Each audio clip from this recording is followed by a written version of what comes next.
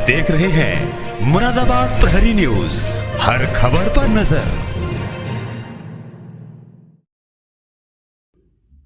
मुरादाबाद में कचहरी स्थित श्रम विभाग की बिल्डिंग दोपहर अचानक रणभूमि में तब्दील हो गई।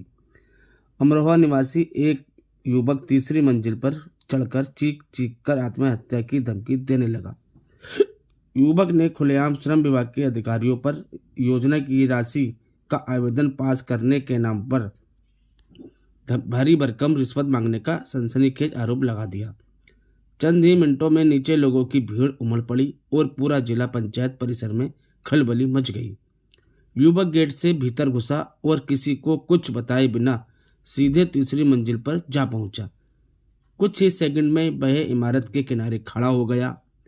इसके बाद उसने जोर जोर से आरोप लगाना शुरू कर दिया कि श्रम विभाग ने आवेदन पास कराने के बदले मोटी रकम की मांग की है। युवक बार बार चिल्लाते हुए धमकी देने लगा, रिश्वत दो नहीं तो फाइल पास नहीं होगी और मैं आज यहीं से कूद जाऊंगा। यह सुनते ही नीचे मौजूद लोग सहम गए। कई मिनट तक ऊपर से विवाद की तेज आवाज़ें आती रहीं। तनाव ऐसा कि परिसर में मौजूद लोग सांस रोककर खड़े रह गए।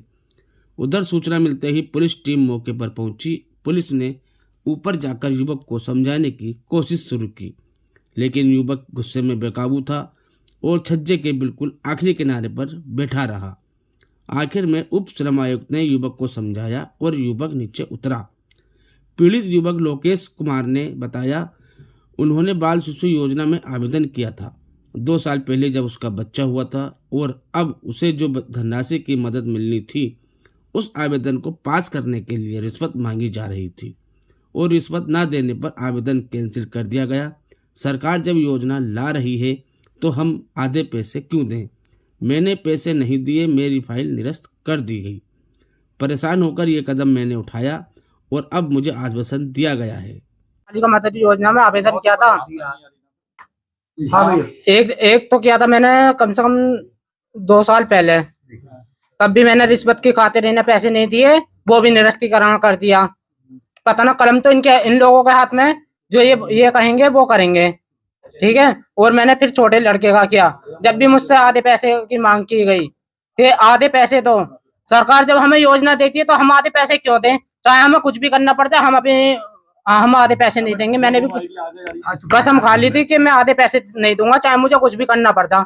उन लोग बागों ने बहुत मजाक उड़ाई कि तुझे कुछ नहीं मिलेगा। यहाँ के लोगों ने भी मुझसे कहा कि तुम्हें कुछ नहीं मिलेगा। भाई जब सरकार 10 क्षेत्र चला रही है, काय के लिए चला रही है? मैंने उस पर भी कॉल की, उस पर भी कोई सुनवाई नहीं हुई। बार बार और जन सुनवाई पोर्टल पे मेरी कम से कम 9-10 कंप्लेंट की थी, उस पर भी सुनवाई नहीं हुई। ओ भाई क्या घटिया सरकार है? जो सुनवाई नहीं होती, क्यों नहीं होती सुनवाई? हम मजदूरों को सीधे लाभ नहीं क्यों नहीं दिया जाता? जब ये घुसपैठी हमारे आधे पैसे खा जाते हैं तो कौन मांग रहे थे आधे पैसा? दुष्यंत जी मांग रहे थे दलालों द्वारा। रिकॉर्डिंग है मेरे पास। मैंने अपने सारे प्रपत्र सब सहित जमा कर दिए और ये हर एप्लीकेशन में यही बोल देते हैं कि हमें कोई प्रपत्र नहीं दिया। और ये मुझे बार बार, मेरा 40 किलोमीटर गांव है अमरोहा के पास, मुझे वहां से बुलाते हैं कि लोकेश ये दे जाओ, कि लोकेश जहां तुम काम करते हो वहां का लिखित दे जाओ, लोकेश तुम जहां ठेकेदार के द्वारा काम किए हो तुम वहां का लिखित दे जाओ। और मैं तभी आया, लेकिन इन्होंने मेरी कोई सुनवाई नहीं की। ये तो ये कह रहे हैं कि आप क्या था, आप बताया ना कि आप क्यों आज ये कदम क्यों उठाना पड़ा तुम्हें? आज कदम मैं ये इसलिए उठा रहा हूँ, लोग जितने भी हम मजदूर हैं हमें डायरेक्ट लाभ दिया जाए और इन घूसखोरों से बचा जाए। तो आप ऊपर छत पे चढ़ गए थे इसके लिए? अगर मेरी मृत्यु होने से सारे मजदूरों को न्याय मिलता है तो मैं वो करने के लिए तैयार हूँ, क्योंकि मेरी जान उनके सामने कुछ नहीं है। ठीक, अब क्या आश्वासन मिला है तुमको? आश्वासन यही मिला है।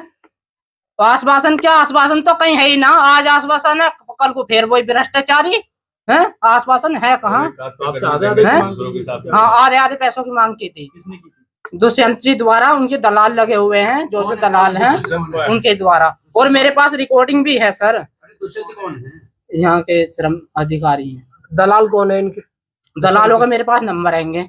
अच्छा, उन्हीं से बात हो रही थी? हाँ, उन्हीं से बात हो रही थी। रिकॉर्डिंग आपके पास? हाँ, रिकॉर्डिंग मेरे पास है। क्या चाहते हो फिलहाल ये बताओ? चाहता क्या हूँ, न्याय मिले भाई मजदूरों को, डायरेक्ट उनकी योजनाओं का लाभ मिले ताकि घूसखोर कोई ना खाए। बताओ इसमें हम सभी का फायदा या नहीं। तो अब आप वहाँ चढ़ गए थे, वो क्या मैसेज देने की कोशिश? मैसेज में सरकार को यही देना चाहता था कि अगर मेरे मन ऐसे इतने मजदूरों का कल्याण होगा तो मेरी मृत्यु किस काम की, मतलब मेरी जान किस काम की। उन लोगों को तो आश्वासन मिलता, उन लोगों को सीधा डायरेक्ट मिलता जो बेचारे भटक रहे हैं, जो जिन्हें डायरेक्ट लाभ नहीं दिया जाता, इन घूसखोरों द्वारा खा लिया जाता सब है, क्यों खा लिया जाता। ठीक है, ठीक पर चढ़ गया और उसने सवाल खड़े किए हैं श्रम विभाग पर। देखिए, ये सूचना मुझे भी अभी थोड़ी देर पहले, लगभग 1-1.5 घंटे पहले मिली कि कोई युवक जो है हमारी जो बिल्डिंग है इसकी छत पे चढ़ा हुआ है और उसको श्रम विभाग से संबंधित उसका कोई कार्य था जो नहीं हो पा रहा था। इस चीज़ की तहकीकात की गई तो ये पाया गया कि इन्होंने अपने इनके जो बेटा पैदा हुआ था और हमारी जो स्कीम्स चलती हैं श्रम विभाग की उसके तहत कोई आवेदन किया था, लेकिन पात्रता ना होने के कारण इनका आवेदन निरस्त कर दिया गया था और इनको यही शिकायत थी कि हमें जो है योजना का पैसा दिलवाया जाए। जो हमारी स्कीम है जिसमें हम बच्चे के पैदा होने पर पैसा देते हैं, ये स्पेशली कंस्ट्रक्शन वर्कर्स के लिए स्कीम है जिसमें 40 तरह की कैटेगरीज डिफाइंड हैं और इन 40 प्रकार का अगर आप कार्य करते हैं तो आपको उसमें पैसा मिलेगा। लेकिन चूंकि इनके बयान थे कि मैं खेती बाड़ी का कार्य करता हूँ तो इनके बयानों के आधार पर इनके फॉर्म को रिजेक्ट कर दिया गया था और उसी से क्षुब्ध होकर इन्होंने आज ये कदम उठाया। ये कदम उठाने से पहले आपसे ये मिल चुकी है पहले?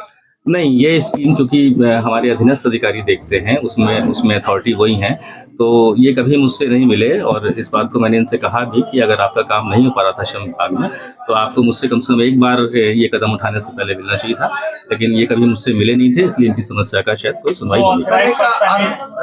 आरोप ये लगाया गया है कि लगातार रिश्वत की मांग की जा रही थी और इसी वजह से उसका 2 बार से जो एप्लीकेशन फॉर्म है वो निरस्त। नहीं, देखिए ऐसा है कि अगर इनका हमारे यहाँ कोई पेंडेंसी होती तो इस चीज़ पे विचार किया सकता था, लेकिन चूंकि इनका कोई हमारे यहाँ पेंडेंसी नहीं थी, इनका आवेदन पूर्व में ही रिजेक्ट हो चुका था और इनके बयानों के आधार पर ही हुआ है कि ये खेती बाड़ी करते हैं। खेती बाड़ी करने वाले का हमारे यहाँ योजना का लाभ नहीं दिया जाता है, इसलिए प्रॉपर ग्राउंड। क्या जो ऑथराइज पर्सन था उसके खिलाफ कोई जांच वगैरह भी की जाएगी एक बार क्रॉस चेक करने के लिए? नहीं, इन्होंने पुनः आवेदन दिया है कि मेरी एक बार पुनः जांच कर ली जाए, तो जो कॉम्पिटेंट अथॉरिटी हैं, जो हमारे निरीक्षक हैं, उनको फिर से कहा गया है कि इनके बयान लेके, इनके आसपास के गांव वालों के बयान लेके एक बार इसका फिर से परीक्षण कर लें। यदि ये पात्र पाए जाते हैं तो फिर इनको लाभ दे दिया जाएगा।